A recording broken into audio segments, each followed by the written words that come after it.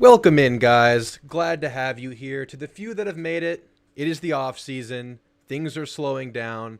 So if you're here, you're part of a very elite group. I appreciate you guys for being here. More people are going to catch these shows on the recording this time of year.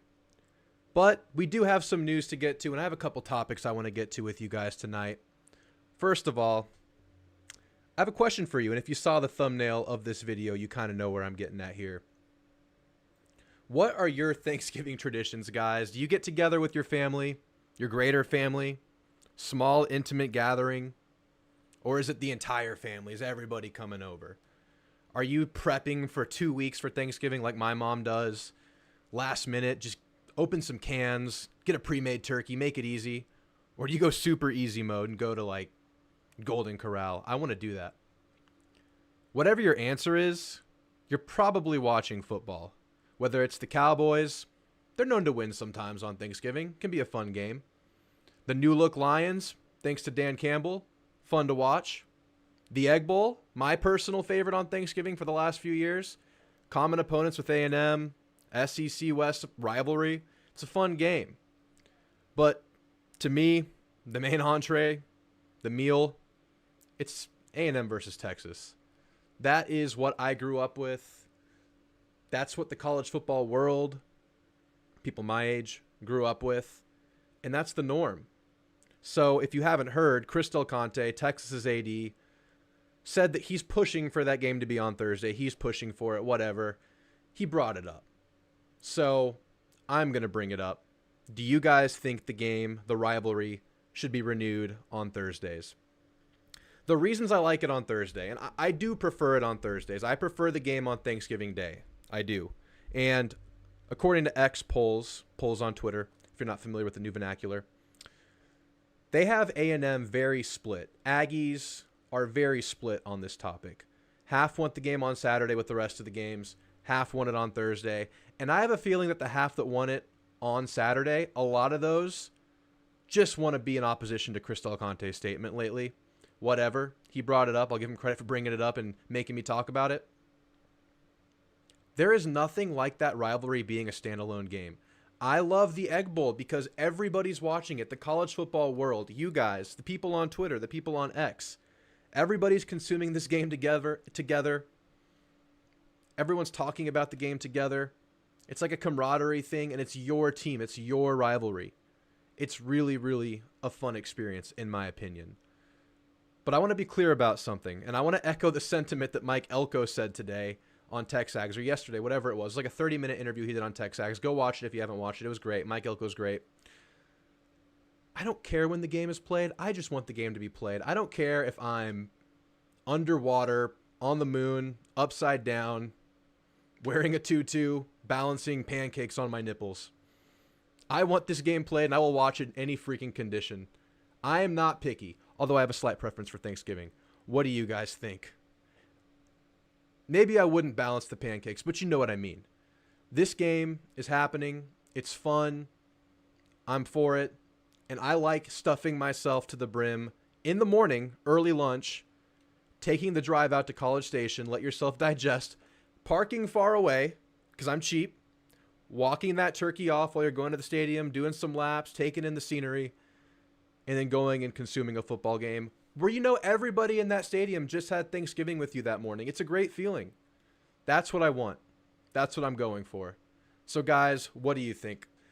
Like I said, thank you guys for being here. The small group that is here. Let's say what's up to everybody in the chat. Oh, and keep in mind, this is a call-in show. The call-in link is pinned in the chat. Click that link. You'll be prompted to enter a waiting room. I'll pull you guys in one by one to talk college or Aggie football live on YouTube, whatever you want to talk about, whether it's the game or other things.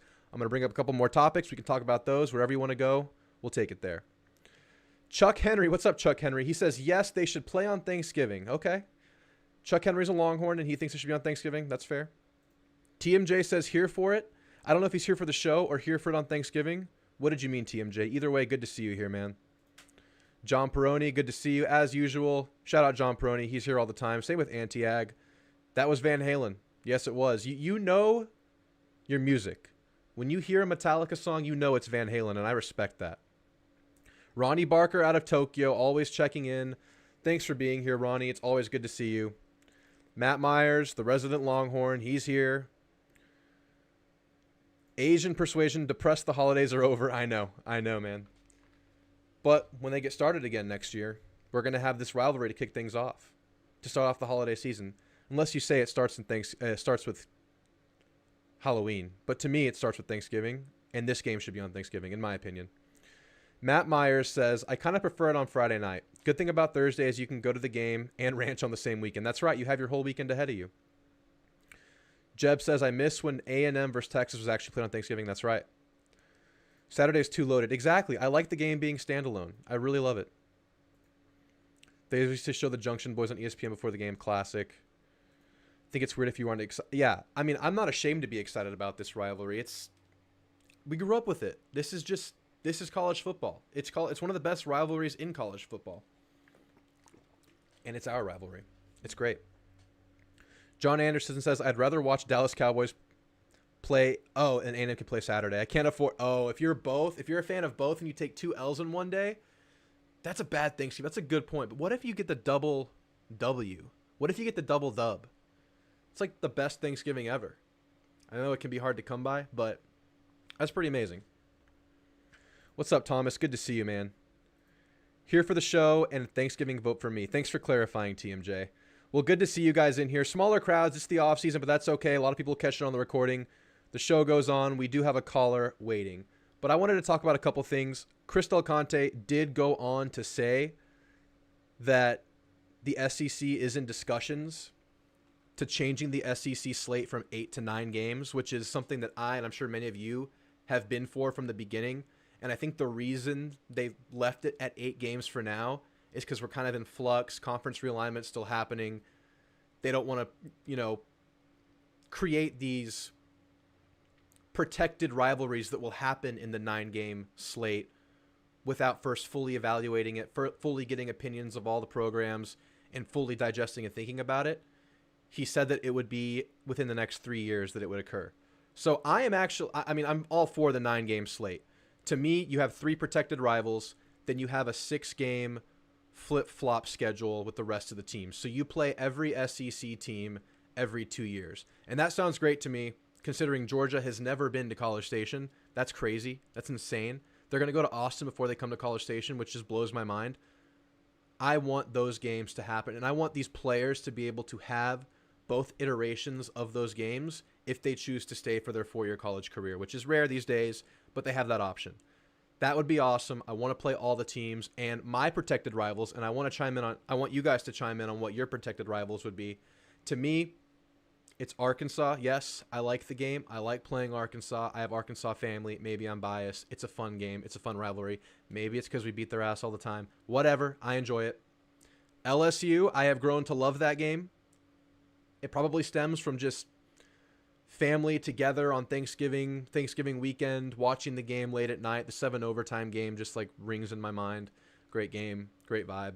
I like playing them. I love to hate them. And then, of course, Texas, the rivalry we were just talking about. Those are my 3. Rotate the rest. That's a great 9-game slate, in my opinion. So kind of going along the lines of scheduling. A couple weeks ago, Matt Myers and I, you see him in the chat, Matt Myers and I did a SEC over-under show together, live for you guys. And it was a hypothetical over-under win totals show. Someone made some hypothetical over-under win totals for the SEC teams, and we went and did a way too early version of it. Well, now FanDuel or whoever came out with the official way too early SEC over-unders. And Texas A&M came out at 8.5. To many, that was a high number because on the hypothetical show, and many people were thinking it was going to be in the 7 to 7.5 range. Not a hard schedule, not an easy schedule, a manageable yet consistently challenging schedule for A&M next year. I'll pull it up for you guys so we can have the visual aid, which is great. It's not the easiest schedule. There are some tough games on this schedule. There are some winnable games on this schedule. Are there 9 wins on this schedule? Would you be confident taking the over at 8.5 for Texas A&M? Opening with Notre Dame. Weird road games. Your easier games are on the road. We've talked about the schedule already, but we'll keep talking about it. It's the off season. Are there 9 wins on this schedule for A&M? At 8.5, I am much, much slower to slamming that over. I'm just going to be honest. Where I am at right now in evaluating this team, we still have spring, we still have summer. I would be hesitant to pound the over on the 8.5. That's just me. I'm cautious right now. I'm cautiously optimistic. Very happy with the seeds that Elko's planted. But you're going through a lot of roster turnover. You're going to have a very, very new-look defense, an unproven but very promising offense, and new coaches.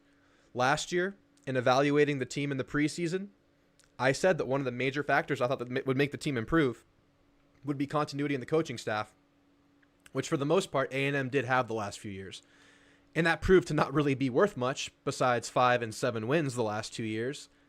But I do think there's a language barrier, there's a culture hurdle to overcome. And I still stand by this is a very, very high level of variance type of year for A&M. As much as I see 12 wins on this schedule, I see 6 losses. So I'm hesitant to hit that 8.5. I think if I were betting my life savings right now, I'm putting A&M at 8 wins with possibility of more, much more. But let's see spring. Let's see how things go. Where would you guys sit on 8.5, which is, I don't know. I feel like this thing settles closer to 8. 8's more compelling to me. But I don't know. After spring and with the schedule, maybe 8.5's not too bad. So let's see what you guys are saying.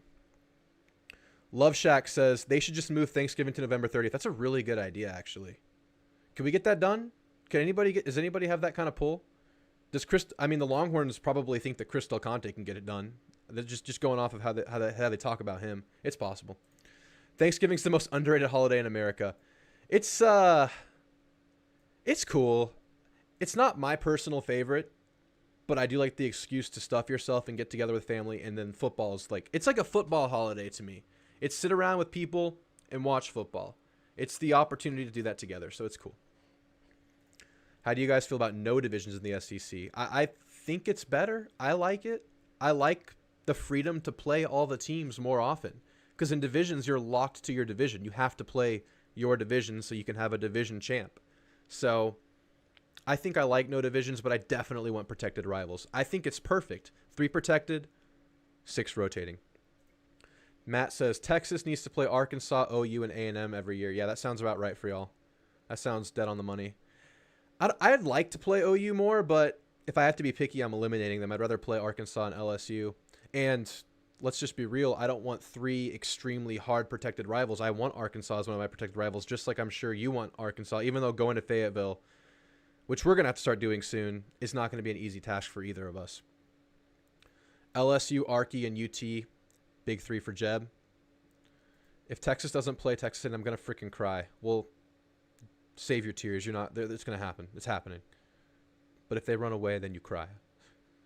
Wouldn't mind Mississippi State every year? Nah. I'm neither here nor there on Mississippi State. I'd rather go with my 3. I wouldn't hate it, but I'd rather have other teams. Home schedule's nice, but not easy. All the difficult games are at home. What you would call the easier games are on the road. That's just how the schedule is this year. Nelson, good to see you, and you agree. Awesome. Awesome. Jeb says, depends on if they add any more pieces in the spring portal. Right. I like Elko had a quote on that TexAgs. I don't just want to pull from the TexAgs show and quote it without telling you guys to go watch that TexAgs interview. Go watch it. I don't want to take any credit for that. That's a great interview they had. But he was saying that you don't have any deficiencies on your roster per se, but you're always looking to see where you can improve. I like that. I like that mindset. I like going into it that way, never closing any doors, always looking for the best options available. So yeah, they could add pieces in the spring window. I hope they do. I don't know what's going to be available. I personally think there are going to be a lot of transfers in the spring, but a lot of people don't think there will be. Love Shack says there's a push at 8.5. Where's the half win coming from? And tell me how it happens. I want to know. John Anderson says, wait until I see the you have to wait to see. Okay. The talent's there for sure. Notre Dame's a good indicator. I think us being A&M fans, we've been scarred the last 2 years thinking we can get at least 10 games. Yeah, exactly. For the last 2 years, I thought we could get 10 games. Even 2022, I thought we could get 10. But youth, injuries, and let's be real, coaching limited that, and you got 5. I still stand by Jimbo should have gotten 7 or 8. You should have beat South Carolina, App State, Auburn. Those are all winnable games you shouldn't have lost. It's hard to be high on the team at this point. I mean, battered Aggie syndrome is a real thing at this point. So I'm going to be very, very cautious and careful with my predictions going into next year, which is why I'm very, very hesitant to lean at all to the over at 8.5. So, like I said, 8's where I'm at right now. Ted, good to see you, man. Heard you wanted to rant tonight. I'm excited for it. Can't wait to see you call in. Oh, Jeb, I forget where you're at. I know you want to go to the game this year. I love the game in Jerry World. I'm weird. I just like it. I like going and having that hostility. And I think everything about Arkansas is just more positive to me because we consistently kick their ass. It's nice. It's nice. It's good. It's fun. The TexAgs interview with Elko was awesome. He just seems more cerebral and open-minded than Jimbo. Exactly. He's not throwing out like his rehearsed cookie-cutter answers. I liked Jimbo. I say this all the time. I liked Jimbo. I felt like he was a pretty nice dude, but the interviews got really, really tiresome. They're very frustrating over time. It's like, okay, here's this cliche, there's that cliche. Which one are you going to drop on this answer? Ask you to highlight a couple players, name the whole roster, all that stuff. Got sick of it. But yeah, it's refreshing. He's real.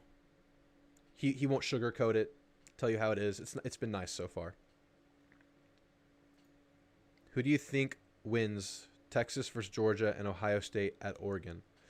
I think Texas beats Georgia at home as of right now. And Ohio State at Oregon is a tough one to pick for me right now. I'm going to say Ohio State right now, but let me think about that. I have a couple months to think about it. App State, South Carolina, Auburn, and Florida should have been wins in 22. Yeah, Florida, we had the flu or whatever on top of the already depleted roster. Okay, a couple more things before we get into the callers.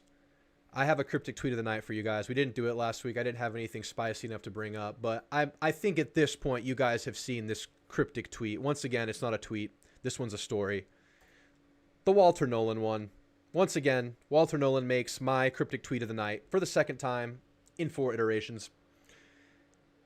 Walter Nolan says, fuck this shit. That's what he says about Ole Miss.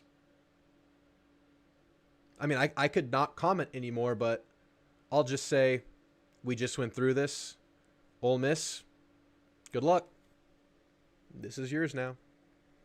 I mean, I don't think this surprises anybody. It only took like, what, a month or two? Not even 2 months for this to happen. I kind of feel for Walt. I don't, but I do. Because he's a young guy. He's being led by family members, friends, the people around him. I don't know if he's being fed bad information that makes his mentality this way.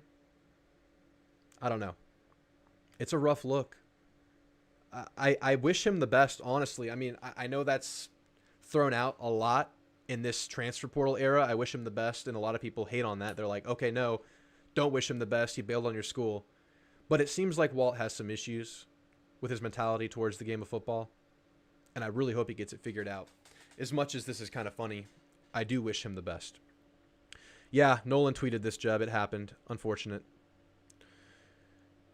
Yeah, Chris Marshall went to Ole Miss and immediately got dismissed. Okay, good questions from Tiger Bam Belly Hopper. Let's see here.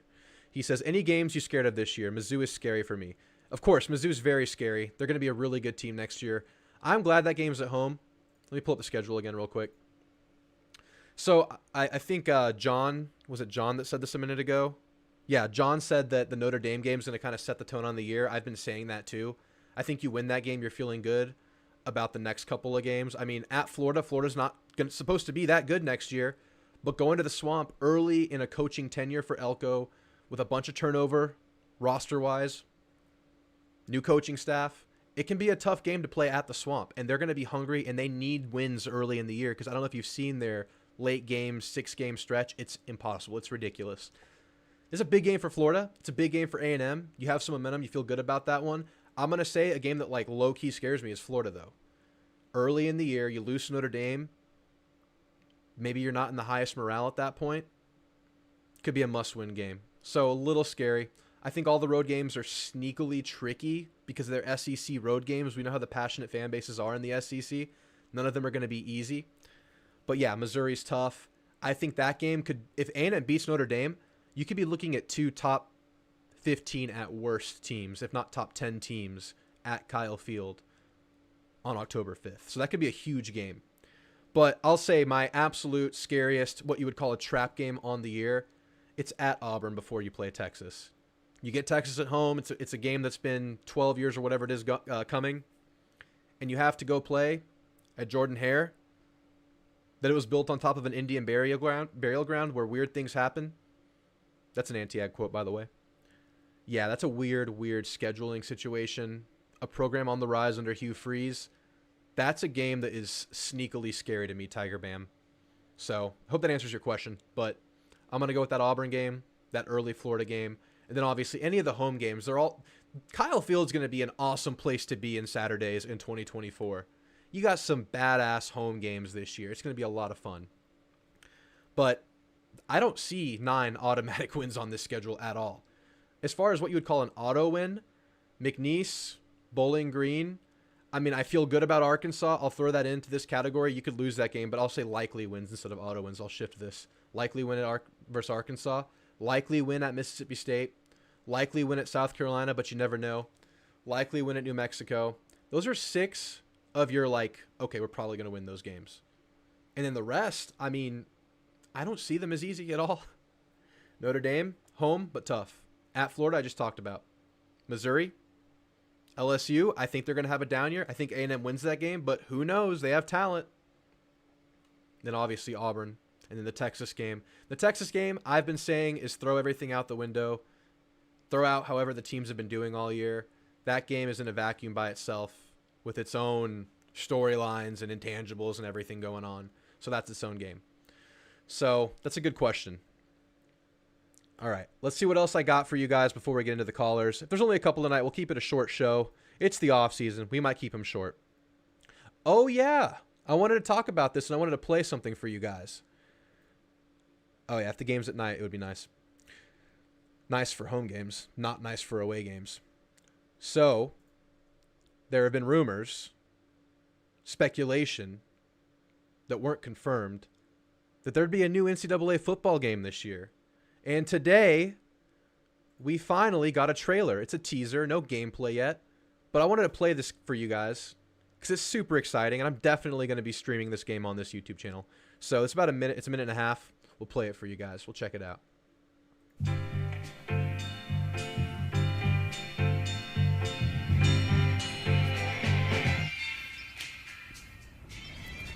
Got something special for y'all.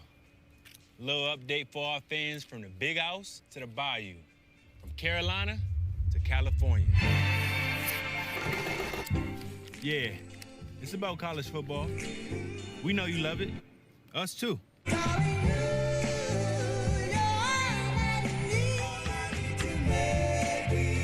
rivalries, comebacks, the traditions and superstitions built by generations. There's nothing like it. Turns out, we've been building too.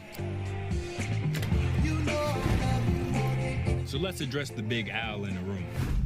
Yeah, we've seen the posts, the predictions, the doubts. We get it. It's been a minute. A lot of doubters for this. I can't believe it's real. Let's just say, this ain't the only jersey we've been working on. Did you guys catch that A&M jersey in there? I just noticed that. The game this sport deserves. Because pretty soon, this place will be full again. Until then, cue the crowd noise.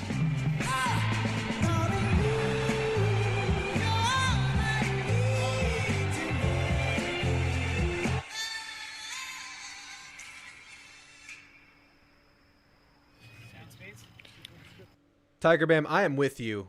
We're not getting work done for 2 weeks. I'm streaming this game. I can't wait to play against you guys. If any of you get the game, I want to beat your ass live on YouTube. So please, come at me. I want to play you. I caught an A&M jersey. Look at this. There's an A&M jersey rendering. That's beautiful. That's beautiful. It's real. Hope we get some alternates going soon. But yeah, guys, I'm going to stream this game. I want to play against you guys. I'm all about it. We're going to play together. I'm going to stream some Dynasty. We're going to do it all. I might even just talk. We might just talk college football. We might do some of these live shows just while I'm playing the game. It'll be a good time. This game is classic. This game is part of the preseason buildup for me every year. Every year around July, I start playing NCAA 14 in preparation for the year because you get the itch and it starts becoming more and more real. But now we have a new game. It's just like game over for all of our social lives. I'm so excited for this game, guys. It's going to be awesome. That was an awesome trailer, right, Jeb? That was good. They played on like the nostalgia. They played on the important things, the crowd noises, the jerseys. Some of the renderings, though, of like these animations, these look like the old game. I don't know. I guess these are just these are just classic. I mean, this happens. So let's address in the real big game, owl so. in the room. Yeah, we've seen the. Yeah, awesome stuff, guys. Awesome. I'm excited. Are you gonna walk out pantsless if you win? I might have to. If I win on the last second touchdown, I might have to walk out pantsless. If you guys missed that show, which I'm sure many of you did, just go back and watch my old shows. PlayStation or Xbox? I don't have either. I had an Xbox, but my dog broke it. I have a PC that I'm streaming on right now, so I don't think I can stream and play at the same time, so I might have to buy one. I'm tempted to buy a PlayStation. Madden's been cross-platform, so I think I can play against you guys no matter whichever console we get. If I have to pick, I'm going PlayStation, but we'll see. That's exciting, man. All right, guys, let's check on the chat one more time, and then we're going to get into the callers here. We have open phone lines behind cautiously supporting something. I don't know who this is. But anyway, Nolan hasn't done enough to act like that. Yeah, he hasn't. He's acting like a seasoned NFL wide receiver, if you know what I mean. I think A&M beats LSU but loses to Missouri. That's very possible. It's very possible. To hit that over, you have to beat, I think, one of Missouri, LSU, Texas, Notre Dame. You have to win at least one of those, but probably two. It's a tricky schedule. These road games, like I said, they're not hard, but any SEC road game, especially for A&M in recent history, has been tough. How did Hugh Freeze get another Power 5 coaching job? How did Petrino? How did what's his name? DJ Durkin. How did I mean, it's a short-term memory kind of sport, I guess. I don't know. I hope we have less 11 a.m.s, but I will say the kind of mediocre teams get the 11 a.m.s usually. So if you're winning, you're probably going to get more night primetime games. So go win, please. Yes, tears to that trailer. Absolutely tears. If Missouri's the exact same... Oh, okay. So you think it was like a lightning in a bottle kind of year? They have enough coming back to where they're expected to be pretty damn good next year, but we'll see. We'll see. Missouri has never really kept it up for an extended period of time in the SEC. I think they had a down first year in the SEC, and then they won the East, and then they've been down. They've never kept it up, so we'll see. All right. Let's see who we have in the callers. All right, cautiously supporting Mike Elko. You're on with Drew. What is on your mind tonight? And I guess I'll ask you first, should this game be on Thanksgiving? Man, I want to fucking eat. It's got to be on Thursday, Thanksgiving. But you can eat and watch the game. Yeah, you can, man. That's what you want. That's what I want. Okay. Do you care to elaborate on why you want to eat while watching this game? Because, I mean, you can get nachos in any game. I want to eat, and I want the Aggies to eat. That's okay. So we got mashed potatoes, we got turkey, we got green beans, biscuits, and stuffing Bevo in a locker. Right? Is that right? And mac and cheese, man. Don't forget that. Mac and cheese, baby. Yes, sir. Yep. What else is on your mind tonight besides evidently food? Well, I was just really interested in the topic. I mean, how nervous would you be if it was on a Thursday? Would you be able to enjoy your Thanksgiving meal? No. I mean, I'd enjoy it in my own way. I'd scarf it and then maybe puke and then scarf again and then watch the game and then hopefully not puke during the game. Talk about the bragging rights on this game. I don't think I'll enjoy anything about it, but at the same time, I'm going to love every moment, if that makes sense. Yeah, it's like when you're back in elementary school and you gotta do a presentation. You know, you remember them days. Yeah. And you're not the first one that goes. You're just kind of sitting there. All the adults are behind you, and it's like, well, oh boy, I'm up next. Here it comes. You know, that's what it feels like. That's a good point. Why Saturday might not be a bad idea. You know what I mean? I kind of like, if not Saturday or Thursday, I kind of like the Friday because you're kind of like, you get the kind of a little bit of both, you know, you still have to wait and you're still able to enjoy your Thanksgiving. And if you're a Cowboys fan like John or Jeb, you don't have to deal with double pain if things don't go your way. So, I mean, I don't know. I just think Thursday, I think it's special. I think the pain is part of the pleasure. I like it. I welcome it. But Fridays after Friday day after Thanksgiving is usually when the diuretic shits happen. So Yeah, and I dude, mean, those are going to be amplified if you have a game coming up. I mean, damn. Think about like a pregame poop. Those are big. Those are big time. how about we make it Wednesday? Let's get real crazy. No. Do you want it on Wednesday? No. Like an appetizer for Thanksgiving? I'm Oh, just you know giving- what? You can get everything out and you can be ready to enjoy on Thanksgiving. You empty out. Because you can't really enjoy that meal. Because on Saturday it's like, well, it's 2 days away. I guess I can kind of enjoy it. But on that Thursday, it's a good tradition. But That's man, rivalry weekend, right? That's it's going to be a rough meal knowing what's coming that night. I know. That's a good point, but like I said, I welcome the pain. So Jeb says, wasn't the rivalry on Friday? Was it on Friday? I think it was on Friday for a while. Then the last few years they moved it to Thursday, or it was on Thursday, then Friday, then Thursday. It's moved around. I personally like it on Thursday for my reasons, but cautiously supporting Mike Elko. He's raising some really good points here about the bowel movements involved, and especially you Cowboys fans. I mean, I can't imagine the pain. I can't imagine, but think about the pleasure. It's like high risk, high reward, right? I don't know. I think it's like an adrenaline junkie situation there. Like, how much of a sicko are you? And if you're watching the show on a Thursday night in the off season, I think you're probably a sicko. But man, after that meal and then you're watching that game, your blood sugar's gonna be real high. I know you're gonna need a shot. You need a shot of insulin. I know. What else is on your mind? You just wanted to chime in on that. Well, I got a few more things to say, maybe about our permanent rivals. I think Texas is a good one. And Okay, I like it. Yep. I would like Vandy because I think they're an easy team, easy opponent. Okay, give us Vandy. All right, get rid of Why Arkansas. We need to go easier. We need to go better than the team that we're 12-1 against. Let's go Vandy. Yeah. And then I say maybe Ole Miss. Ole Miss. Okay. I you know what? If we could beat their ass, I take it. Nothing better than beating Lane, right? Absolutely. Well, absolutely. I think that's a fair 3. I don't know about Vandy, but I see the vision there. So I don't know. You don't want an easy run a win. No, I mean, yeah, I like the auto win. Texas comes into the SEC, they get the coveted at Vandy slot, which is just like so nice. It's so nice. And then the SEC gives them their toughest games at home, right? Georgia home. yeah, of course. Florida ain't shit. But of course. A&M, I think we're gonna beat them. I think I'm not a believer in Quinn Ewers. I think he is a good quarterback. I do not think he is an elite quarterback. I'm with you there, but coming in on like his 30, I think it's his third year starting. Well, I guess second and a half because he missed half of the first year and a little bit of last year. But I think he has a chance to take that next step. But I think he has all the tools.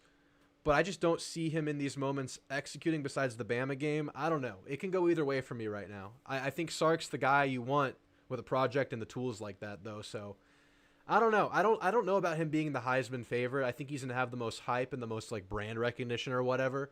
But I don't see him as the most spectacular player. Do you? No, I don't. He has not really performed. Like I said, he's good. He ain't great. So who's your Heisman favorite? I think I'm going to go Ollie Gordon. I think Ollie Gordon might be my Heisman favorite. Little miracle run for Okie State. He's coming back after a really, really amazing last season.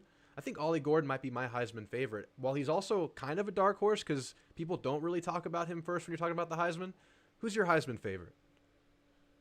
That's a good question. Ollie Gordon, I had him in my fantasy. He was real good, so maybe I'll go with him too. Okay. That's fair. Anything else supporting Elko? You're supporting Elko, so you're not supporting Jimbo anymore. I assume this was once support Jimbo. I'm still supporting Jimbo, but I've cautiously Elko has kind of moved me over. You know what I mean? Yeah. I mean, Elko was good enough for Jimbo to hire him, so you know. Yeah, of course. So he has Jimbo's approval, so he has your approval. Absolutely. That's beautiful. Well, anything else while I have you today? Yeah, just one more question. Gun to your head, who's going to the national championship game and who's winning? Oh my! You can't put that on me 7 months out. I can and I did, bitch. Oh. Sorry. Well, when you put it like that, give me Vandy. Have a good day. It was good to have you. That was cautiously supporting Mike Elko, and I'm glad he's moved on from Jimbo to Elko. If you guys didn't know, and if you weren't here in the early days of the show, this man has supported Jimbo through the ups and the downs. But now he's supporting Elko, and that's what we love to see. Let's catch up on the chat, and then we're getting into Theo, who wants to rant tonight. Jeb, we have open phone lines. This could be your night to rant, ramble about nothing. It's the off season, whatever you want to talk about. We have one caller waiting, Jeb. Jeb says, it sucks being a sports fan sometimes. I envy people who aren't. Dude, I think that all the time. I'm thinking how much more time I would have for activities. And I don't think my life would be as fulfilling without it, though. I think I need the pain. The pain causes friction. Without friction, nothing goes. Back-to-back friction analogies in back-to-back shows, by the way. I need the pain of sports. I need the pain. I need the lows so the highs can be that much better. But you're right, though. It would free you up so much without sports, but you can't get away from it, and I never will. John Peroni cleared it up. It was on Friday, late 90s through the mid-2000s, and it's been on Thursday. So my childhood, it was Thursdays as a younger one. That's how the Texas schedule was last season. All their easier games were away. Yep.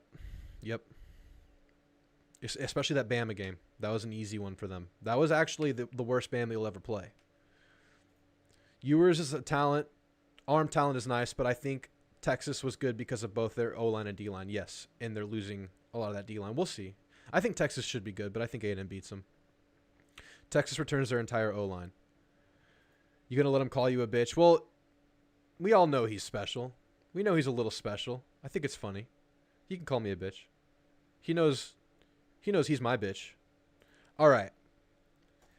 Theo, you're on with Drew. How you doing tonight, man? Oh, I'm good. Just eating some strawberries and watching TV. Heck yeah. It's the off season, man. Things are slowing down. It kind of sucks, but we got Aggie baseball and we have Aggie basketball, which is kind of a roller coaster. We have some things.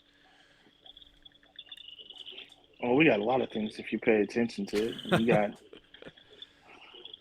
You got scouting combine coming up. You had all the high school All-American games, all the East-West Shrine games. You had the Senior Bowl. Okay, that's a good point. There's a lot of things going on if you're paying attention to it. Now that you bring it up, I actually have a question about that. I was listening to some NFL draft stuff, particularly about quarterbacks, and I'm sure you've noticed J.J. McCarthy has done nothing but climb over the last month or so. And people are saying he's going to be the third quarterback behind Caleb Williams, and I'm blanking on the second guy. But they're saying he's going to go ahead of Bo Nix. They're saying he's going to go ahead of Penix. He's going to go ahead of Drake May. What do you think about that? You there, Theo? Theo, you with me? Yeah, I'm sorry. I got you. Are you there? I can hear you. Okay. I guess I'll put Theo back in the waiting room. Last chance, Theo, or else I'll just put you behind Jeb. All right. Theo got disconnected. We'll go to Jeb. All right, Jeb. Good to have you back, man. How's it going? What's up, man? I see I can finally call in this time, huh? I know. It feels like it's been about a month, man. How you been? It's no issue, man. I've been good, man. I think I just caught the flu today, so. No. I think so. I had some body aches this morning, but I mean, I'm feeling a lot better, but. Oof. Well, we'll see. Should I call out of work tomorrow or what? Yeah, I think you should, man. Don't risk it. Man. Yeah. I have someone at work who's out with strep right now. Theo, strep's been strep's been I had going a buddy around. who just had that. For sure, it's been going around. I hate it, dude. It's I used awful. to never get sick until I moved to Texas, man. I'm telling you. It's this weather change. It's the weather. The allergies probably have a factor in messing with your immune system too. The allergies Absolutely. are so bad, so it's just a bad combo. Theo We had basically- the flu. I mean, we basically didn't even have a winter. I feel like we had a couple cold days, but yeah, we had like a really cold stretch and then it warmed up right away. That can't be great. That can't be great for being healthy. What do you got? What do you got going on this weekend? What do I got going on this weekend? I know I have something. Oh, I'm going to, Thor. I don't know if you've watched any of my shows with my dog Thor, but he's my dog. He's a lab. We're going to a dog competition this weekend. Very traditional American. Yes. Yes. All American dog. He's an American field lab. Yeah, I love labs. I Yeah, mean, those yeah. are great dogs. He's You going to a running this dog weekend. show? I'm going to a dog show. Performing him? He competes. Yeah, he runs. Are you serious? Yeah, it's called Fast Cat. He runs like 100-yard sprints. So there's like Okay. a lure on a What the spring-loaded hell? That's like so pulley thing. random. I know. He loves it. He loves it, and he's like, we're trying to rank him nationally. It's like his favorite Wow. thing to do. So we're doing that this weekend, and then I'm gonna watch the UFC event this weekend. Got to get my off season fix. Whenever football's done, that's when I really start focusing on UFC. It's my other. Oh yeah, see, we're taking a boys trip to Vegas in April, and my buddies, I don't keep up with UFC all that. I mean, I don't really keep up with it. My friends love it. Yeah. They want to go see like a UFC show in like Vegas. So Dude, there's nothing like it. If you can go. That thing is set up for the viewer experience. I'm about it. They pump I'm about badass it. music. The freaking cage like rattles when people go down. It's an awesome show, man. dude, If you can go. I'm in my sports era right now, man. I went to a Dallas Stars game a few weeks ago. Felt like I was at a nightclub. Yeah. And then I want to go to a Spurs game. I grew up a Spurs fan. Oh, nice. Oddly enough. Come on to town. We'll go to a Spurs game, man. We'll catch. Dude, I Wemby. want to. I remember. I'm sure you're talking about Ginobili right now. Jeb, I lost you. You there? Man, we got some bad connections tonight. Can you hear me? Yeah, you're back. You said I My bad. remember, and then you cut out. Oh yeah, I remember the 02-03. I think playoff game against the Nets. Yeah. Oh man, favorite. But yeah, I've always been a Spurs fan. They've been bad the last several years, but Yeah.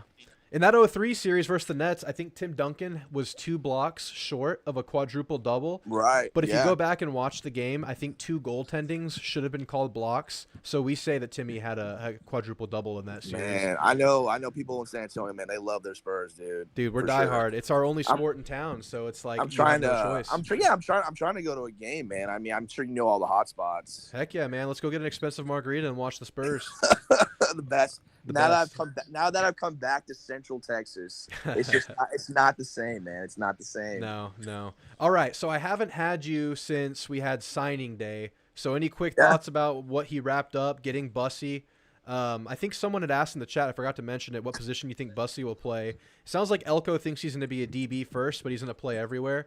How do you feel about signing day? I mean, what are your thoughts on signing day? Yeah, this I mean, weekend? we got a couple guys. I was hoping I think we hit every position. Yeah. The one position I wish we could have gotten was a running back. Right. I mean, I don't know how you strike out on all the running backs, dude. I don't know what happened there. Which Billy Lucci did say that obviously it's hard to sell a freshman running back on playing time at A&M because we have 4 upperclassmen. Yeah. So it's going to be hard. But Yeah, and it's tough going in with 4 scholarship running backs, especially with how quickly injuries can pile up in that specific position group. And then you're kind of missing a certain mold. We've talked about how you don't really have like that guy that can kind of play H-back, fullback, that crown over role, that big yeah, lead we role. need like a power back. We either need a power back or we need someone kind of like A-Chain, like a fast, quick guy. So would you say we have a but- bunch of like balanced guys that can do a little bit of everything? Moss maybe a little bit more Basically. powerful. Daniels maybe a little So bit more do you speed. think, speaking of Moss, do you think he sticks? I mean, dude, I don't that's know, been all over the man. place. It's been all I over hope the place. so, dude. That'd be huge. I mean, that'd be huge if we lost him. I think he's the future of the position. I think him and Ruben Owens are. I mean, Yeah. especially Moss. I think Moss has shown the most surefire promise. I'm sure you agree. He got better. Yeah, He throughout got the season, better. sure. Yeah, he just hasn't been healthy. But yeah, man, it's been rough because he had that weird tweet a couple of weeks ago. Did you see that or a story? Right, yeah. I remember we were talking about that a couple weeks ago, and I'm like, I mean, he hasn't said anything yet, so. Yeah. Apparently they've got that thing reeled in right now, but with the spring window coming up, I don't know. He could be a candidate, man. It would suck, and you really want to get Yeah, I someone. mean, we saw think, what happened with Bama, and they was it Yeah. 21 where they had like 2 scholarship running backs. Yeah, you're gonna have to maybe move guys around or just get Right. creative or I maybe not preferably run as would want- much.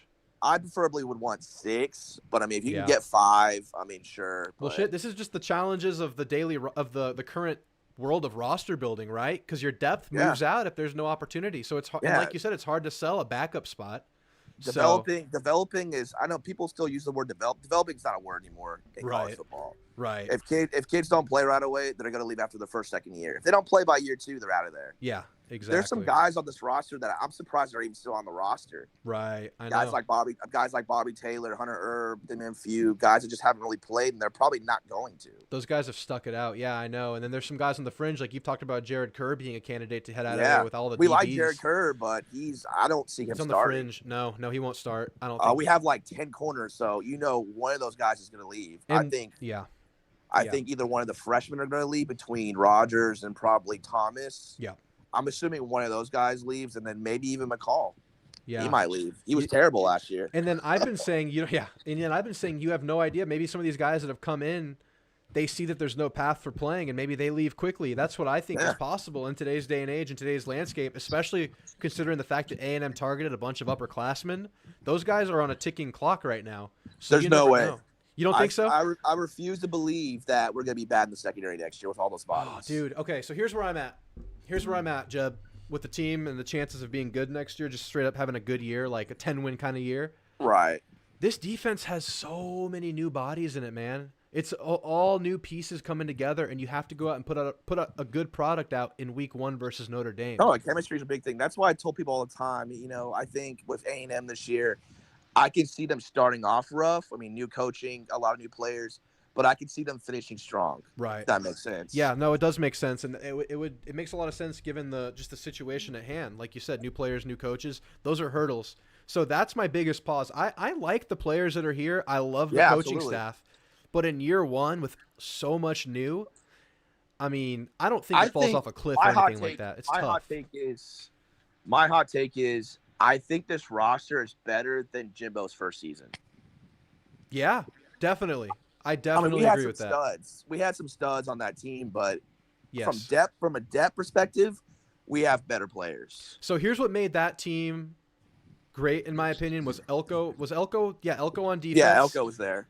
That defense was solid. It was a solid defense. I think we had the best running defense in the SEC that year. Yes, just elite. Dalen Mack, yep. Justin Matabike, Kingsley Kiki, Landis Durham. Yep. Dodson is still in the NFL. Dodson's playing great with the Bills. Yep. Taro Laka. Our secondary was terrible.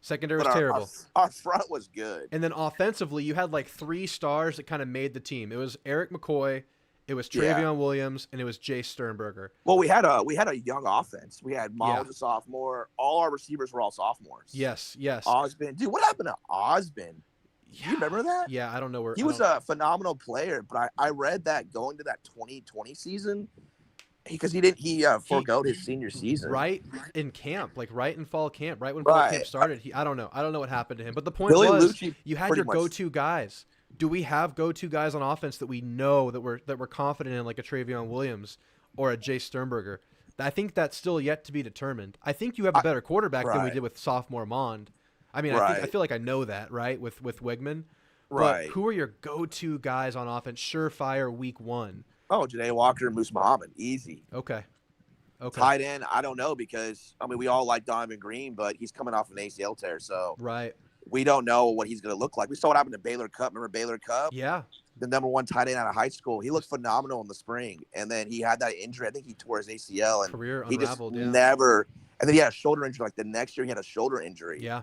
And so, he was just never the same player. He went to Tech. Yeah. He played, but he didn't start. Right. Yeah, man, I need to see it. There's so much uncertainty, especially with the defense. Yeah, I'm confident in the pieces on offense, but we still need to see it. The offense has been bad. I mean, it did improve last year, but you had no stability. You didn't have like your go-to surefire players. Yeah. And I need that. And Jahdae developed late, and he's likely to be that guy next year, and I would love to see it.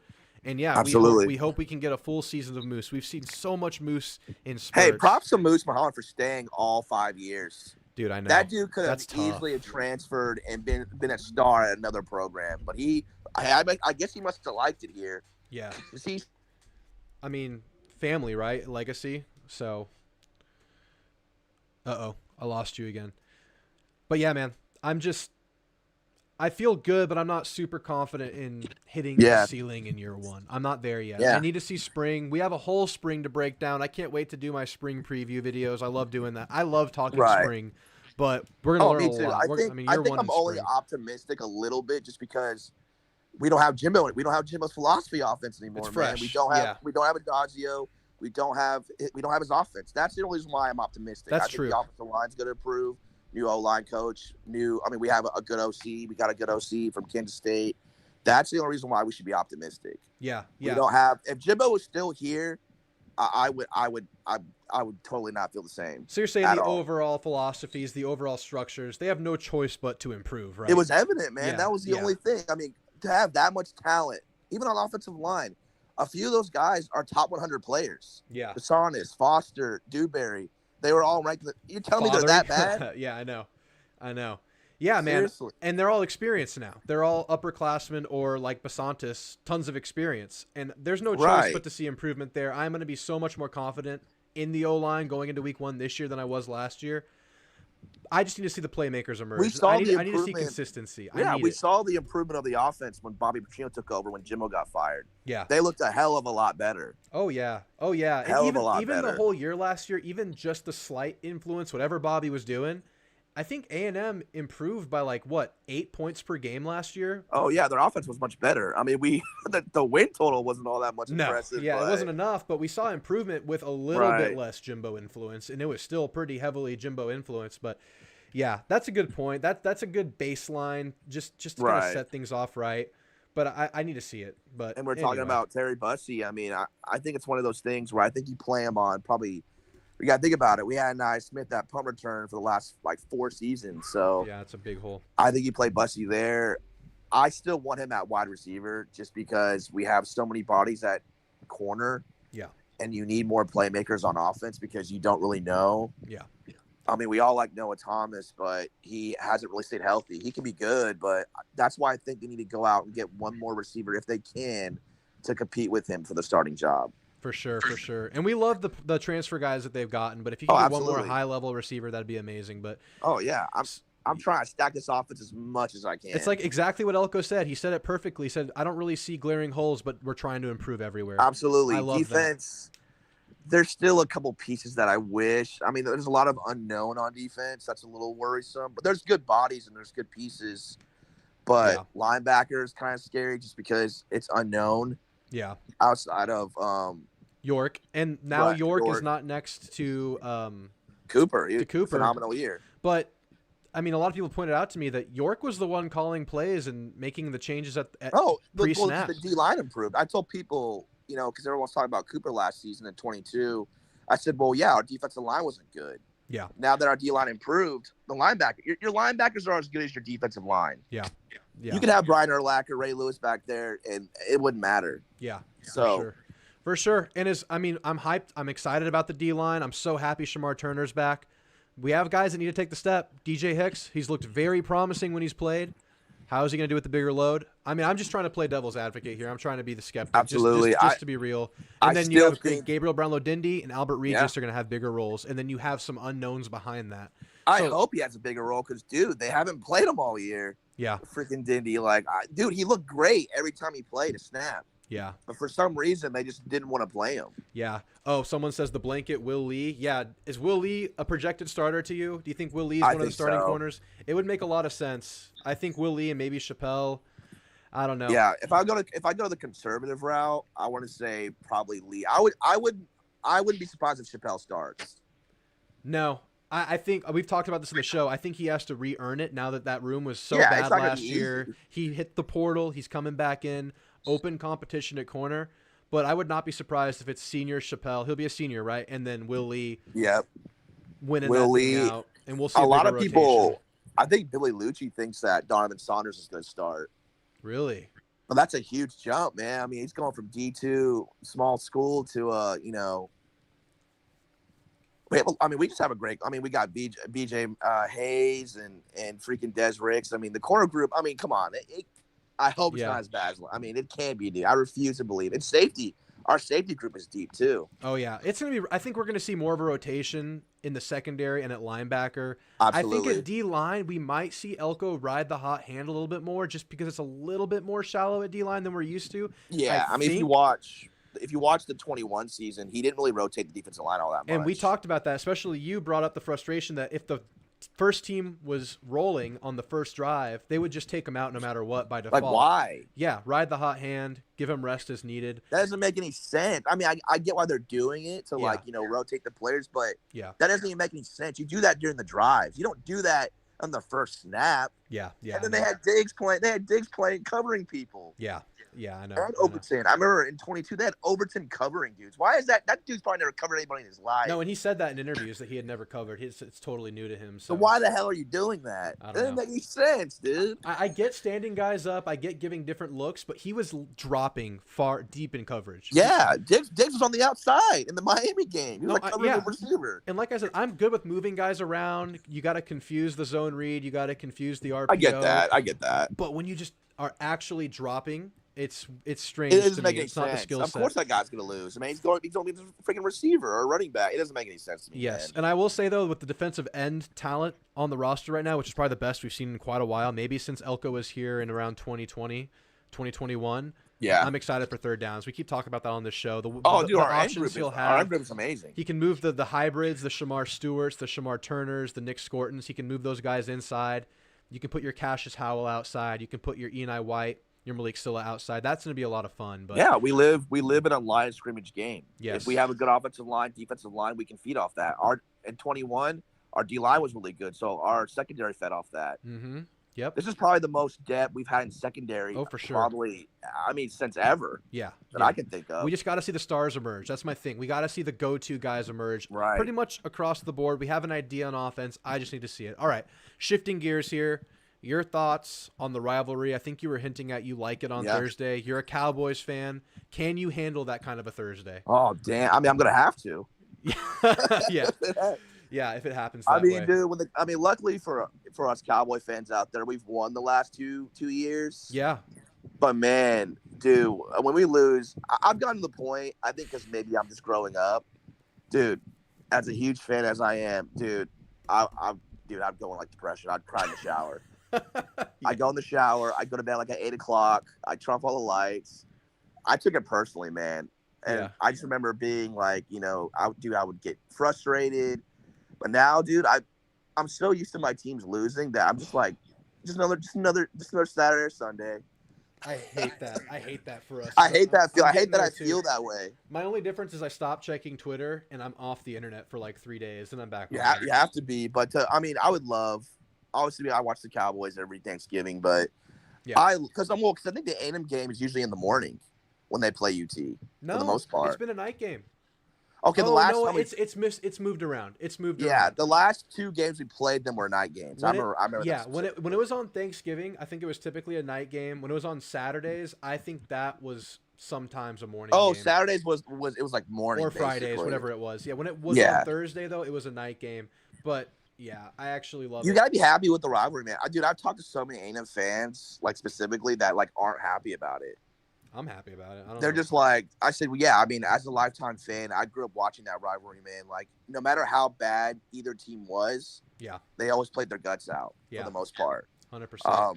They're like, well, there's no benefit of playing it. Who cares? Yeah. The benefit is like we whoop their ass. Yeah. That's the benefit, man. The Bragging rights, recruiting. Yep. The most amazing stage in football. It's a rivalry game at night on Thanksgiving, in my opinion. It's a great stage. It's Absolutely. like football at its best. UT fans, their biggest they say Oklahoma's their probably biggest rival, but obviously for us, it's obviously against UT, and I'm glad, man. I mean, we're expected to play them next year, right, or this season? Yeah, we're playing them. Yeah, okay. So someone said in the chat that they said we hope we play them this year. I was like, I thought we were playing them this year. No, we're playing them. It's in the schedule. It's scheduled. We're playing them, and you're right. You throw out everything that's happened on the season for that game. That game's hell yeah, dude. Itself. I'm tired. I'm going to Austin tomorrow, but like, I'm tired of seeing Matthew McConaughey walking on the sidelines, dude. I mean, come on. I'm tired of it, man. I'm tired of it. We're gonna end it. We're gonna win that game. Okay. While I have you, a couple more callers, Jeb. Yeah. The 8.5 over/under. What do you make of that number? I mean, I think so. I think we say this all the time. I think so. Yeah, I think 8-4 is a great number. I think this team, as crazy as it sounds, I know I say this over and over, broken record. I think with the new coaching staff and the talent we still have on this team, I think we can still be a very good team. You think 9 wins is possible? You think 9 wins is likely? Would you bet 9 wins? Would I bet 9 wins? Oh boy. Because that's what Vegas is calling for. They listed it at 8.5. If you want You the never over, bet. you're You betting never 9. bet against Vegas, man. You never bet against them. Damn. I don't know about 9. I think it's on the table, man. I'm going to keep saying it. I'll say it 20 times in this offseason. There are 12 wins on this schedule, but there are also 6 losses. So I think it's fine. I think 8.5 is fine. I think you can play. We know with I'm just Elko. hesitant. I'm scarred. I'm scarred like John said. Oh yeah, we said it so many times throughout the years. Oh, we're so talented. We're so talented. Even during the Sumlin years, Yeah. we're so talented. We should be good. Always But I recruited think well. I don't know. I think Elko.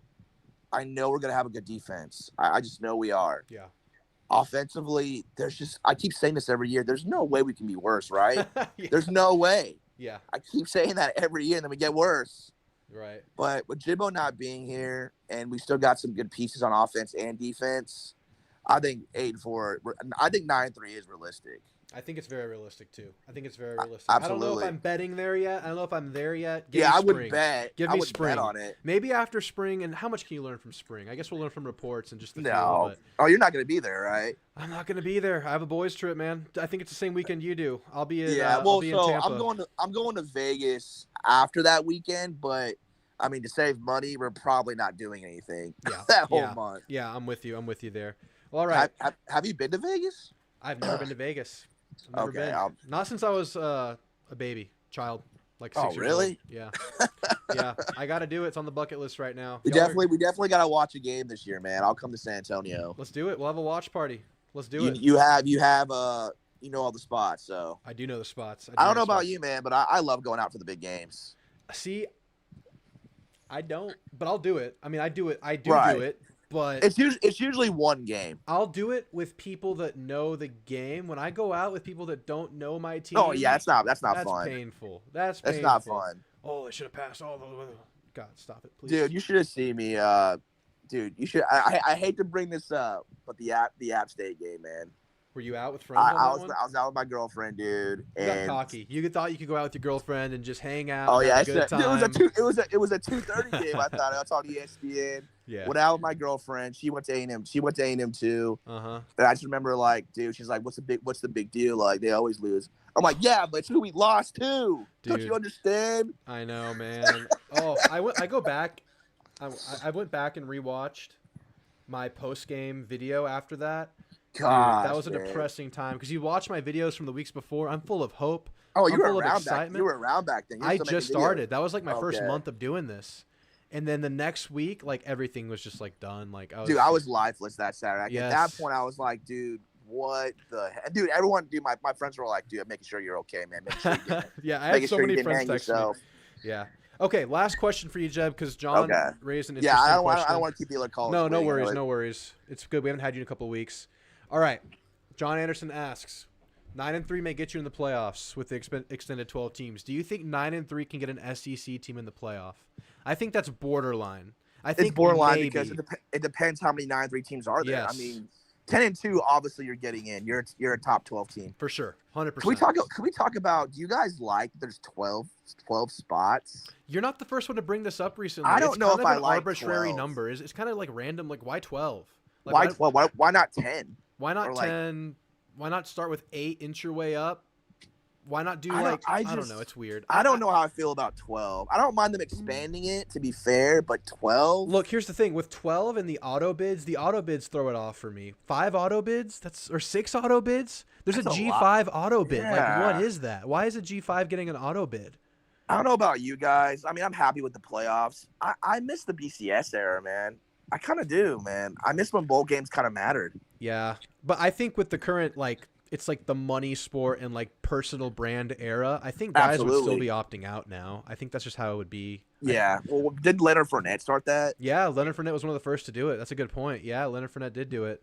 But man, yeah, I know there's something pure about it, right? Just like let the BCS figure it out I at the love end. bowl season. Like, you get off of school, you're off for school for 2 weeks. You got all the great bowl games are at the end, man. It's just not that they gotta do something about that. I have later fond to motivate. memories of just being like on Christmas break and like the Outback Bowls on in the morning, and you're like in your PJs and like there's just great Absolutely. football on. Random games on like in the morning. Dude, yeah, that was class. That's kind of dying down now. I mean, I know, I you miss just that, see the man. teams that are young and on the rise. Maybe they'll have a bold push like Ole Miss last year, or yeah, I don't know. We'll see. Yeah, man. Football used to be a selfless sport. It's not really changed. It's not really changed. anymore. Yep. Well, all right, Jeb, man, it was good to have you. I'm sure I'll Absolutely. hear from you soon, and it was good talking to you, man. Absolutely, man. You guys have a good one. Later. All right, good to have Jeb back on the show. All right, we're going to get into Theo real quick after I go through the chat. All right. Gary Mertens is here. Good to see you, Gary. Tiger Bam says the culture is completely different now with Elko. Look, it seems that way, man. It seems that way. Everything feels right. Everything feels like it's trending in the right direction. I still need to see it. I'm still not there with betting. Like if I were to bet money, I'm still not there where I'm confidently betting on 9-3 or better. I'm not there yet. But I will acknowledge that the foundation and the seeds he have planted early and the early signs are as positive as they ever could have been. I'm very happy with the staff he hired. I'm very happy with the portal additions. I'm happy with everything he's done. We still need to see it happen. That's the thing. I need evidence. I need evidence now. All the signs are good. But of course, you got to show me the dang money. Duke Pastrami, good to see you, Duke. Thanksgiving Day would be great as long as it's different time frame with the Cowboys. Yeah, I know. I forget a lot of you guys are Cowboys fans. I personally am not. I enjoy watching them, but I'm not a diehard fan. It's a good point. That's a lot. Can you imagine a Cowboys and A&M playing at the same time? Has that happened to you guys ever? That sounds brutal. Yeah, Tiger Man, we talked about the blanket. Good to bring them up. There's so many portal guys that I forget to bring specific guys up sometimes that have a lot of potential. Like Will Lee's one of them. But obviously, he's one of the most experienced and high-level Power 5 portal guys we got this year. Gary says, glad that Thanksgiving Day tradition is returning. As to Thursday versus Saturday, I lean Saturday, where we'll garner a larger audience and I'll have more control over the remote. Good point. Fair point. I'm still Thursday, but there's points to be made for both sides for sure. Oh, that feeling. I know, John, when it's just another Saturday and Sunday, when you're just losing. We're kind of there right now. We're going to come out of it. We're going to come out of it. O-line remains key, but if quarterback, O-line, cornerback, special teams all improve without letdowns, all the other positions should hit 9 wins. And the thing is, everything that you just listed should improve. The quarterback should not be in. We shouldn't be on our third or fourth string quarterback. That shouldn't happen this year. O-line shouldn't be abysmal. We shouldn't see regression across the board. Besides Trey Zune, he had a good year, decent year. But we shouldn't see regression across the board now. We should see better offensive line scheme. We should see better opportunity for these O-linemen to perform. We'll see. I mean, it's hard not to anticipate improvement in those areas. Jalen Jones got hurt in a bowl and people started opting out. I get it. I get you don't want to risk your next level. You don't want to risk your combine and your senior bowl appearances. You don't want to risk anything. If a bowl game's meaningless, I get it. But if you have something to fight for, you're a young team who's poised to have a major run the next year, go for your bowl game. Build your momentum.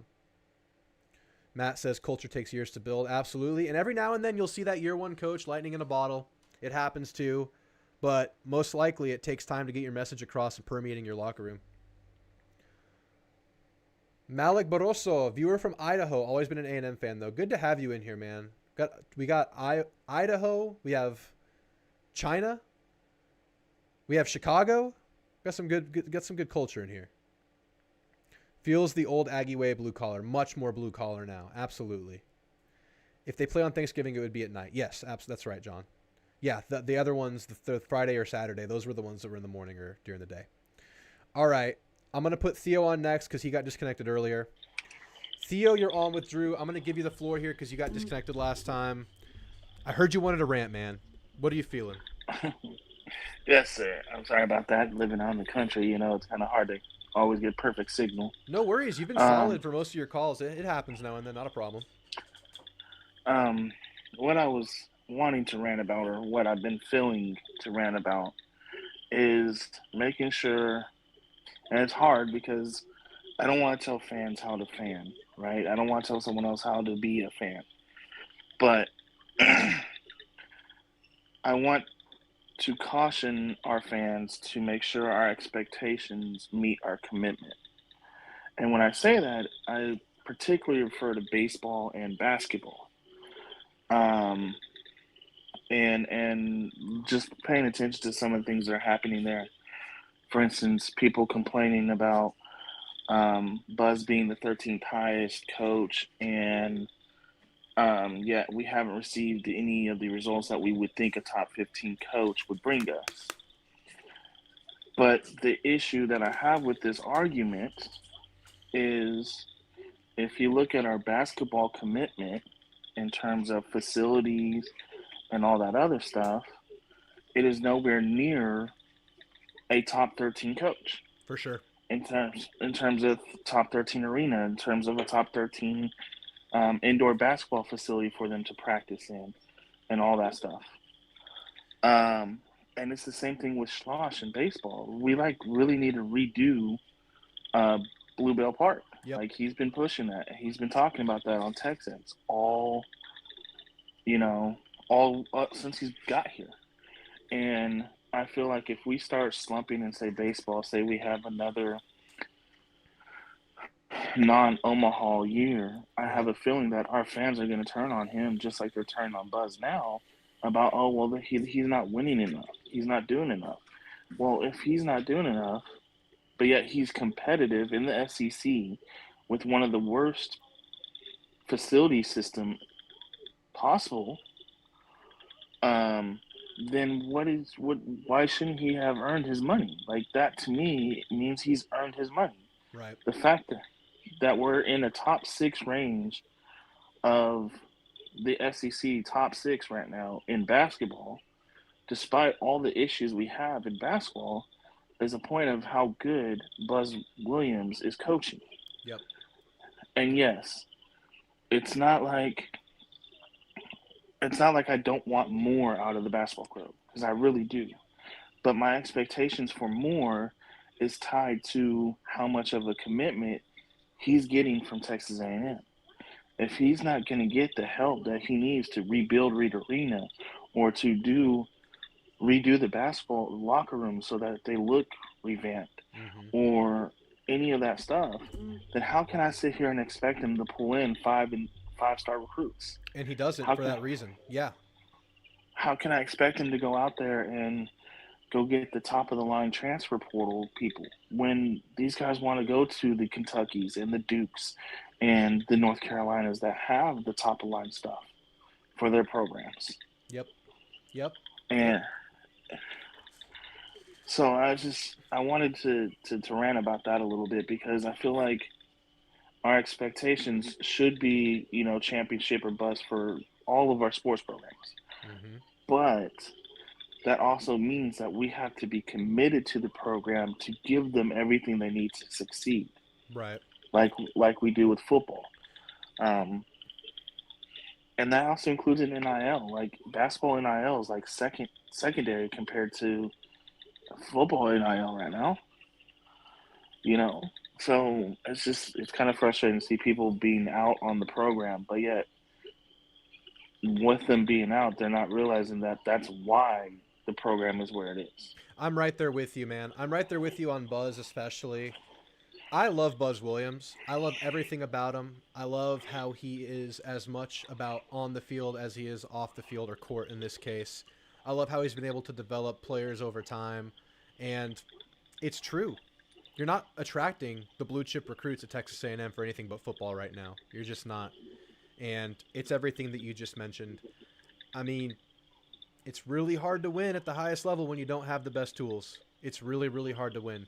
And with football, when you have Jimbo, who's a championship-winning coach, here with every resource imaginable, and you don't win, that's when the expectations kind of meet that outcry. That's where it's warranted, right? I think. Where you have everything needed there. You're getting the players you want. It's like, why isn't the performance there? You can look at the coach once you've had your adequate sample size. But Exactly. you're absolutely right about those other. And I'm still very hopeful for baseball this year. I think they do have the players this year. But you're right. There's a little bit of a miss there when it comes to the overall buy-in. And I wonder where that comes from. Is there not money there? Is the money just not being allocated? I mean, I really don't know. I'm really ignorant here. I really don't know. I think amongst the athletic program, the money.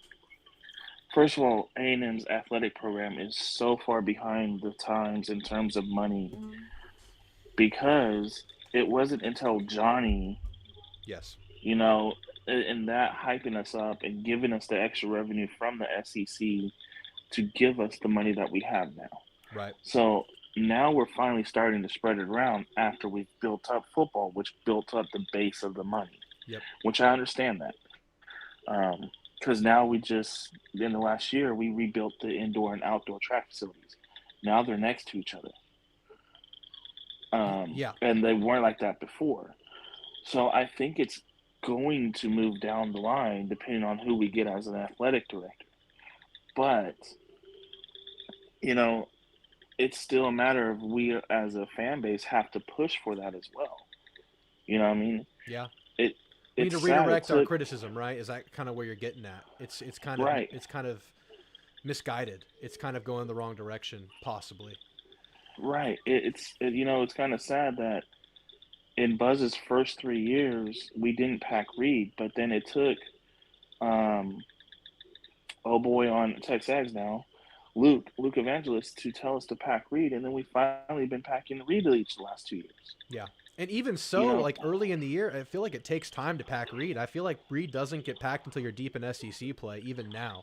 And it does get packed. That Tennessee crowd was amazing. But I still do feel like it's not where it could be based on the sport overall buy-in we see from football. I think there's another level there for sure, even there in packing Reed. So I think you're absolutely right. And I want to see it. And there's no reason that A&M shouldn't be elite everywhere now. Exactly. And then everyone's like, well, he should be able to recruit better. And I'm like, okay, but then have you looked at the facilities that Houston has? Right. What about Baylor's new gym? Yeah. Even Texas has better facilities than us right now in terms of basketball. They just built a new stadium, yep. Look what Tech just did for basketball. Yeah. You know, the whole tortilla stuff and the funny thing about that and stuff. But they just built a new arena outside of that. So it's like you want us to compete with all these premier programs that are already in Texas, but we don't want to give them the facilities to compete with these people. And then we complain when we're paying them like a top 13 coach because who else would want to come here for anything less than that when they have to deal with all the stuff they deal with? Right. Exactly. You know, it's like when we first got Jimbo Fisher, we had to overpay him, and when we overpaid him, we had to give him a 10-year contract for him to come here. And free reign in making decisions for any kind of facility expansion. Exactly. So all of that from him, and like that's what it takes to get a coach to come here when your facilities are bad. When you're stuck in a position where you have to rebuild the program to be the way it is. Yep. And it's crazy. Even with Schloss, like he hit lightning in a bottle year one, and that was amazing. But I do expect them to be good this year. I'm worried about their pitching a little bit because it's really young. Outside of the 4 or 5 that they I believe are getting ready to be starters, in Cortez, Lampkin, Sadeo, and Prager. But you know, he had to come in and kind of rebuild that whole program, and he's still working at it. Yep. You know, and it's he's not vocal easy. about it too, and I like that. And you know, they have to practice across from what I hear, they have to practice across campus. They don't practice in Bluebell like that all the time. And so like their indoor facility is like across campus and not even close to the baseball facilities. So Space Jesus says, didn't they earmark funds for the baseball stadium renovations? Because I think Bjork did mention that in I think they call it the fireside chat where he gets on with Andrew Monaco. It was one of his last interviews, like maybe a month or two before it was right after Jimbo was let go, and he had to kind of talk about where the funds were coming from and all that. And I think he did mention that money was starting to be set aside for the baseball facility and that it was in the works, but not really concrete just yet. So I'm wondering, I mean, is that in the works? Have you heard anything about that since then? I've heard it's. I've heard as this coming from Slosh. He's talked about that the plans have been developed and they've been developing on the plans, but they're just now working on getting the um, the money up for it, and that they need to continue to work to get the money up for it. Yeah. Meanwhile, money's going to Jimbo. But anyway, Yeah. yeah, you raise great points. It does upset me when I see that, and I see a lot of it. Fans are entitled to do what they want. I'm not, like you said, we're not here to tell fans how to fan, but I think there is a variable that's being missed there, or maybe there's a reason. But you're absolutely right. That's a good rant, Theo. I appreciate that rant. No problem. All right. Well, if you're off of that, I guess I'll ask you the couple general questions before I move on to my last caller that I have for the night. Are you Thanksgiving or are you a Saturday guy for the game? I don't care. I'm a primetime guy. Give us the As long as primetime it's in slot. primetime. It can even be on Sunday night. I'm primetime. I don't care. Okay, that's a It could really be- good point. It could be any time. Friday, Thursday, Friday, Saturday, Sunday. Heck, you can push it to Monday, the following Monday if you want. As long as it's a primetime game where everyone can sit down and enjoy it as a family, etc. You know, not something at this 11 a.m. kickoff for it. No, it's too big of a game to be at 11 a.m. 100%. I could do maybe a 2:30 kick, maybe a 3:30 kick, you know, somewhere in there, but somewhere late in the afternoon, like a typical, you know, fall spring football game, and it'd be in prime time, like it'd be in its own window slot for at least a half. Yeah. You know what I mean? Yeah. And this is the Because kind of game, especially in year one, you're going to garner national attention. You're going to have like ESPN first take segments about this game. You're going to have, I don't know, Colin Cowherd talking about this game. This is the reiteration of the rivalry, so especially in year one. But going forward in the SEC, there's going to be a lot of national playoff SEC implications too. So there's no reason this game shouldn't have as many eyes as possible on it. It's an easy sell. Give it the spotlight. Give it the pedestal. I totally agree. And that's kind of getting on what I said I liked about it being on Thursday night. Everybody watches the game when it's on Thursday night because that is the football game on a Thursday night. I mean, you might have an NFL game competing, but typically the college games go a little bit longer than the NFL games on Thursdays, I believe, on those Thanksgiving days, at least with the Egg Bowl. That seems to be the game I'm watching late at night usually. Maybe I'm a college bias guy, but it just seems right that the whole country watches that game together. Just like the whole country watches Ohio State, Michigan usually, or whatever rivalry. It needs to have that kind of a slot. So that's a really good point. So, yeah, all right, I'm with it. And now 8.5, 8.5. That's the over/under win total. I don't think I'm slamming the over there. Are you?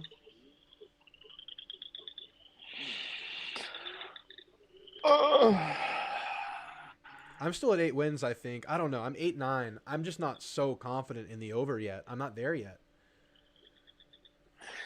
I'll put it like this. I'm a solid 8.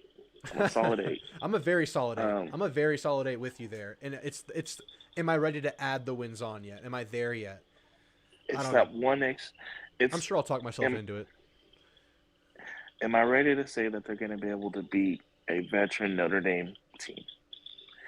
Am I ready to say that they're going to be able to are they going to be able to knock off a Missouri team that's riding high and just got their OC back who turned down Bama,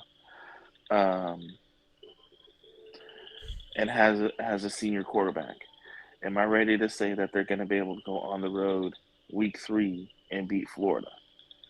Are they going to be able to go on the road and beat Auburn the week before Texas? That's such a difficult scheduling situation. You know what I mean? There's just too many. There's too many games that I feel like are trap games that I'm like, I don't know if I'm ready to give them that win yet. Yeah. I need to see it. Yeah, and it's cheating, but it's like, show me the Notre Dame game first, right? Which is totally not how this works. But it's like, give me that. I don't know if they're banking on optimistic Aggies or whatever with Vegas there. I don't know what it is. See, I'm not at all saying that A&M can't win 9 or more games. They can. Right. But am I confident in that yet? I don't think so. Exactly. Like, I think we have the talent to play with anyone, including Texas, including, heck, I would think we could put up a good game against Georgia Sure. right now. But would I bet against Georgia versus us? Right. No. Right. No way. You know what I mean? Yeah. Um, At it's the end of the just day, like we're when- still in year one of a program. We're in year one. We're back to square one, and that counts for something. I think someone just mentioned this in the chat, but culture being pushed is great. Elko's on the right path, but the degree of player buy-in is critical. And I think they're bought in, but has that message permeated their daily activities? Are players spreading that message amongst themselves? Are they setting the examples amongst each other? Probably, but as it's set in enough to where it's just their lifestyle now? Are they there yet? And does this team have the chemistry yet? Have they learned their new straight up the playbook yet? Have they learned their new terminology, their new system yet? There's so much new. And then not on top of that, a bunch of new players. So it's so much new. It's just so much change. And I said this earlier, you can catch lightning in a bottle in year one. You can catch teams. There's no scouting on this iteration of a football team. There's no exact scouting report for it. With this combination of players, this combination of coaches, and to a degree, that's the case for every team every year, but it's more so. So that's kind of in your benefit. Also, lower expectations are in your benefit, I would say, but there's still a lot working against you. Mhm. So I think And I'm then- still sitting at 8. I'm a solid 8 with you. And then I just thought about that. That Florida game is before the Archie game. So how, you go to Florida, and then the very next week you got the rivalry game versus Archie. Yeah, basically, it's it's still an SEC schedule. That's just how it is. So it's such a trap game season. Yeah. Yeah, it's tough. Okay, a couple more questions for you, Theo, real quick. Are you going to get the new NCAA football game? Yes. And are you going to Hands play down. me on? Are you going to lose to me live on YouTube? I'm not gonna lose to you. I can't wait. I can't wait. We might have to do like an online dynasty with all the chat. That might be fun. Something like that. And then we'll definitely do like some games and tournaments and whatever. It's going to be fun. I'm excited for it. All right. Couple of things in the chat that I want to bring up while you're on with me. One question. Tiger Bam, who I haven't seen him around before, but he's asking some good questions today, so I appreciate that, Tiger Bam. Should we get a new basketball stadium kind of like Baylor, a bit smaller and more on top of you? That's kind of what Texas did too with Moody. It's a very, very small stadium, but you don't have to worry as much about filling that thing up, and you can get a loud, rowdy, intimate crowd in there, whatever the opponent, and you can kind of expand it for the bigger opponents or whatever. I'm actually for a smaller but nicer, modern basketball field court, 100%. Reed is cool, it's classic, but I think Reed's dated. I think Reed's time has come. I think walking around that stadium, I feel like I'm living 25 years ago in that stadium. I don't know. What do you think? I think a smaller stadium is good for basketball, but nice, really kind of just like a high-end, smaller, intimate stadium. The problem with Baylor Stadium is it's on top of each other. I don't like that aspect of it as much. It's give too, me that it's smaller- too far. It's too far that direction, but I don't mind a little bit like that. Like Kyle Field's on top of you, but not like Baylor Right. Stadium. Right. So yeah, give me something like Baylor Stadium or Baylor's Arena, but not so much to where you're like. Did you see the incline on those steps? It looks like a freaking hazard. I It don't is. know how people over, 70 are going to climb that thing. I mean, that's hazardous. That's like going straight up. Yes. So I wouldn't want it like that, but if you could do it in decks, like say Kyle Field, and you do it in set decks, that would be interesting. Yeah. And I want something to give us a home court advantage too. Like, I don't know what it is, but Vanderbilt's court is annoying to play on, no matter weird. if they're good or bad. It's so weird, but it's their home court advantage. Mm-hmm. Look at Auburn's and the way they call it the jungle is developed. That's their home court advantage. Like, I just something like that needs to be completed. Yeah, I agree. I'm all for smaller. Whatever it is, smaller and make it ours. Put some money into it. You don't have to make it the hugest thing in the world. I like it. Well, all right, Theo, man. It was good to have you. I guess I'll talk to you in a week or so. Probably so. All If right, not man. sooner. Have a good Yes, one, man. sir. Have a good one. Bye. All right, that was Theo. I'm happy to have the rant because he's right. Thomas Smith from Phoenix. All right, we have Phoenix now. Good to have you, Thomas. Schloss has definitely mentioned some improvements. Buzz hasn't not mentioned it. You're right. But Schloss he'll voice his opinions, and I like that. I like putting the pressure on. And I like that he's part of the AD search. That's huge. A guy like that. 8.5 is so high, it's like Vegas knows something that we don't. They know we're going to win it all. David Franz says the reason the A&M-TU rivalry doesn't have national appeal is simple. Since 1894, there have been 11 instances where both schools finished ranked in the same season. Only once were both top 10. That's true, but I think that's going to change now. I think A&M's football program is kind of turning first of all, the financial corner over the last 10 years or so, but we hope the win-loss corner here very soon. We hope. But we'll see. Hope's a dangerous drug in this world. All right. Last caller of the night. We have a Longhorn coming in. Chirac Horn. You're on with Drew, man. What's on your mind tonight, Chirac Horn? You're muted, by the way.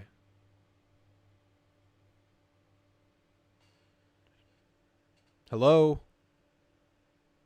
Chirac Horn, that's you. It's your time. You've been waiting the longest out of anybody. David says the only time we were both top finishers was 41. Yeah. We need it. We need an actual meaningful game in that rivalry. I mean, yeah. All right, Chirac Horn, you're on with Drew. You're on now. So what's on your mind tonight? Hey, can you hear me? Yeah, you're good. Cool. No, I'm glad to be on the show. I should be studying right now, but I thought I'd slip in for a nice little chat with Drew Tamu. Take a little study break with me. Yes. So my thoughts are, I'll start off with the rivalry. I'm kind of like you. I like the idea of Thursday. 'Cause it's just nostalgic, and I like how the whole rest of the weekend will be open for other games and other activities. Just get it out of the way, because you're gonna be nervous regardless Thursday during dinner and stuff. So might as well just get it on prime time with everybody watching. But I will say though, and no one's really talked about this, I think Texas versus A&M on Saturday is gonna get game day this year over Ohio State, Michigan, or the Iron Bowl, which is exciting because, I mean, first of all, ABC is SEC and Yeah. Fox is Ohio State, Michigan. So, plus, I feel like really just this game in general is going to be the most watched, hyped up game of the year, at least this year. Yeah, I 100% agree. Yeah, that's game day. Even if something happens and one of us are down, yeah, I think that's the ABC factor alone is huge, and then the rivalry. Yeah, absolutely. That's going to be huge. Yeah, I can't wait for that. It seems crazy. It's 2011 to 24. We're getting the NCAA game back and Texas versus A&M back in the same year. Our childhood's finally coming back to us. It's crazy. It's crazy. Yeah, man. I mean, I don't know what happens to Texas or A&M next year, obviously, but I know regardless of wherever whichever direction either team season goes, that game is going to be unlike anything we've seen in quite a while for a regular season game. I mean, it's going to be massive. The media hype is going to be crazy. It's the first year back, but I think every year it's going to be that game because it's now an SEC game. It's a primetime game. It's like I said, it's going to have major implications going forward. All right, so you're a Thursday guy. Okay, I appreciate that because I am too. What else you got tonight? You have a championship pick because I've seen you in the chat throwing in some Georgia, some Oregon, some Ohio State, and then you're saying no one else has a chance. Yeah, I'm one of those guys I'm squarely on the Ohio State, Oregon, Texas, Georgia, and everybody else train. I don't buy Ole Miss like that, especially with Walter Nolan posting stories like that. I feel like Lane Kiffin has the Jimbo culture going. Obviously, they're a little better off right now, but I don't think he'll ever build a championship program at Ole Miss with that culture that he has. And not to dog on it, like it's a good culture, good program, but they'll win some games. There's levels to winning a national championship. Yeah, he's Mike Elko. Yeah, he's no Mike Elko. He's no Steve Sarkisian. But no, right now, I think it's. I really think Ohio State is furious that Michigan won the Natty, and like you can tell by them just purchasing Caleb Downs, Julian Sand, Quishon Judkins. Like I've never seen quite the NIL portal haul like Ohio State pulled off this year. Yeah. But they kind of messed up with their quarterback because I feel like they're still going to have the same issue. Although Skylar Howard, I'm sorry, Will Howard. What's I don't even know his name. Will Howard, yeah. Yeah, Will Howard. He is an upgrade over whatever their quarterback was, but I don't know if he's good enough to win a national championship. So, and Yeah. also, I think if they get decent to good quarterback play, they're good enough to win it all. I think that team is so loaded, but if he's just average to kind of a liability, which was kind of the case last year, no way. I don't see it. You have to have at least good play. So I think he's good. I think there's some variance there. I think that's going to determine their year, obviously. It's like a very obvious statement, but there's no surefire quarterback coming in there. So yeah, it's Will Howard versus the field there. I mean, Will Howard probably wins it. He's pretty good. Good pieces around him. We'll see, man. I mean, they got Chip Kelly now, though. That has to count for something.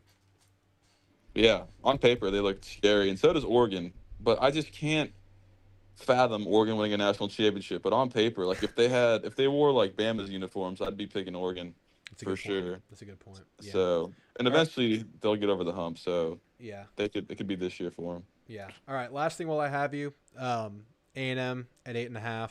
What do you make of that number? Is it a little high? I was thinking more around 8, 7.5 would be likely. Um, I think it's way too high. Like I think it's weirdly high, and not that A&M can't do it. I just feel like 8, 7.5 is way more in line. But whenever it's like a weird line like that, you think that Vegas might know something. I think I put that in the chat. You did. So it's like weirdly high. But I would definitely bet the under. But I could see 9, I guess, also. Yeah, yeah. I don't know what they're doing there. It's interesting. Even as an Aggie, I wouldn't be super confident. I've been saying this the whole show, betting the over. It's there. There's 9 wins there. There's 12 wins there. But it's surprising to see them put it at 8.5 for A&M's recent history. Bunch of new players, whole new coaching staff. Is a little surprising, but hey, maybe they know something good. Maybe they see it. Maybe they see the Elko's vision there. But all right, man. If you have nothing else, I'm gonna let you go. Do you have any closing thoughts? Yeah, I got one last thing, and it's a good way to end this. So 8.5 is high. OU's is at like 7, which is crazy. Because I thought OU was pretty solid last year, and they were turning up like that whole defense plus some good players on offense. Quarterback's question mark. So that's interesting to me. But speaking of OU, I think someone called earlier and said Texas doesn't claim A&M as a rival. I definitely do. I feel like I'll describe it this way as a Longhorn fan. I think it's more satisfying to beat Oklahoma than it is to beat A&M, but I think it's worse to lose to A&M than to lose to Oklahoma, which makes if that makes any sense. I think that might, based on your upbringing, playing A&M pre-Johnny, but I believe that will change going forward. Yeah, it might. I think I hate A&M more than I hate OU, honestly. Yeah, the You thing that can pisses me off, respect it OU. doesn't piss me off. The thing that makes me like laugh down upon people, which sounds terrible, but it is what it is when I'm talking back and forth with Longhorns on Twitter, and I'm respectful with my trash talk. I never take things too far. I never get personal. I never zoom in on the profile picture or do anything like that. But whenever I start making some good points, they go, well, OU's our rival. You're not our rival anyway. It's like, come on now. You're here talking to me, boy. Come on. But yeah, I appreciate you saying that. It's real. It's a real rivalry. They can act like it's not real, but it's true. But yeah, here's OU's schedule real quick. I mean, Temple, Houston, Tulane probably wins. Tennessee at home. Like I said, I think OU and Texas are going to have some of the most hype home crowds in the country this year, just because of the move to the SEC. I don't know how much that counts for, but I think it's going to be a very hostile environment. I think OU has a chance to beat Tennessee at home. At Auburn, you have a chance to win that. Texas, you never know. There could be there might definitely be more than 7 wins on the schedule. It's going to depend on quarterback play, I think, because they had a really solid quarterback play last year to a big question mark going into this year. So it's a little weird. I could see like 7.5 to 8 being more on brand. But anyway, all right, man. Do you have anything else, or I'm gonna let you go? No, man, I'm just counting down the days for NCAA 25 to drop. Who's your first dynasty? I'm thinking Maryland, or I might restart my Pitt dynasty. Ooh, So those are good options. the new conferences have shaken things up, so I got to figure out. I want to be Yeah. in the Power Two, so Yeah, we'll see. yeah. All right, man. Take it easy. All right. Good night. All right, guys, let's catch up on the chat, and I'm going to get out of here for the night. If you guys could like and subscribe, like I always say, if you're here at the end of the show, you're probably already a subscriber, so I appreciate you greatly. But if you haven't, please do. It helps a lot. Oh, yeah. Gary, that was a great quote. They asked, at the end of that TexAgs interview, they asked, what's your preference, Thursday or Saturday? And he goes, just put the ball down and we'll play. I love that. That's exactly the right attitude. That's how it should be. Sure, absolutely. Got to do a show with Aggies today. I don't know him. I don't know him personally. I should reach out to him, right? He'll have some inside info. Oh, he was only 7.5. Yeah, it's kind of crazy. Yeah, A&M's definitely a big rival. For sure, Jeb. All right. You know you'll only be able to play as Akron versus Idaho until you buy the DLC. Well, David, that's if the game is free. If the game is free, you're only going to have Akron. But if you actually pay $70 for the game, you might get close to a full game. But you know you're going to have to buy the uniform packages. You know you're going to have to buy the deluxe stadium sounds. You know you're going to have to buy the helmet stickers. You know you're going to have to buy the ability to recruit better. But you're going to get the teams if you pay $70. They'll at least give us the teams. But if it's a free-to-play game, have fun with Akron, baby. All right, guys, it's been a fun show. We're going to keep doing the show throughout the offseason. Even if the numbers dwindle, that's fine. I love to have you guys here. Thank you to all you guys that are here. Y'all are awesome. We're going to keep talking Aggie football. We'll talk some Aggie baseball as things go forward, too. But until then, I'll see you in the next show. I'm working on a video to put out over the weekend, so look out for that. Thanks for being here. Gig 'em.